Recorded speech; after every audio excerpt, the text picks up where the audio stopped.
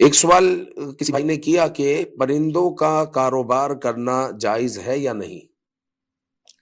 تو پرندوں کا کاروبار کرنا یہ جائز ہے، لیکن جب کہ اس کے حقوق ادا کیے جائے۔ بعض لوگوں کا کام ہی یہ ہوتا ہے کہ پرندوں کو وہ جو ہے پالتے ہیں، پھر جو ہے افزائش نسل ہوتی ہے اور وہ پرندوں کو بیچتے ہیں۔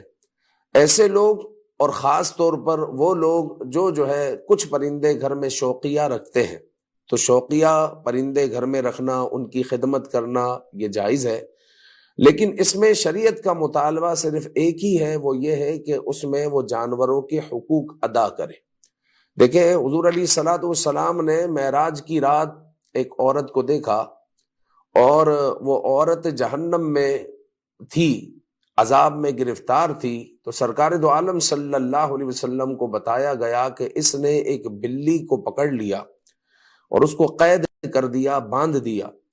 تو نہ اس کو اس نے چھوڑا کہ وہ جا کر اپنی خوراک تلاش کر لیتی، اور نہ ہی اس کو خوراک پیش کی، یہاں تک کہ وہ بلی مر گئی۔ بس اس بلی کی وجہ سے یہ عذاب میں گرفتار ہے۔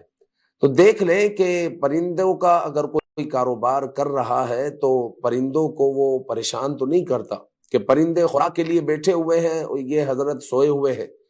پرندے خوراک کا انتظار کر رہے ہیں، پانی کا انتظار کر رہے ہیں، گرمی کا موسم ہے، ان کو پانی پیش کرنا ہے، یہ حضرت جو ہے بازار میں گھوم رہے ہیں یا اپنے کاروبار میں لگے ہوئے ہیں۔ تو اس طریقے کا اگر معاملہ ہوگا تو یہ جو ہے پرندوں کو پالنا اس کے لیے وبال جان ہو جائے گا۔ لہٰذا پرندے پالنا اگر شریعت نے جائز کہا ہے تو اس کے حقوق ادا کرنے کا بھی شریعت کا مطالبہ ہے، تو اس کے حقوق ادا کریں، ان کی خوراک کا، ان کے کھانے پینے کا خیال رکھیں۔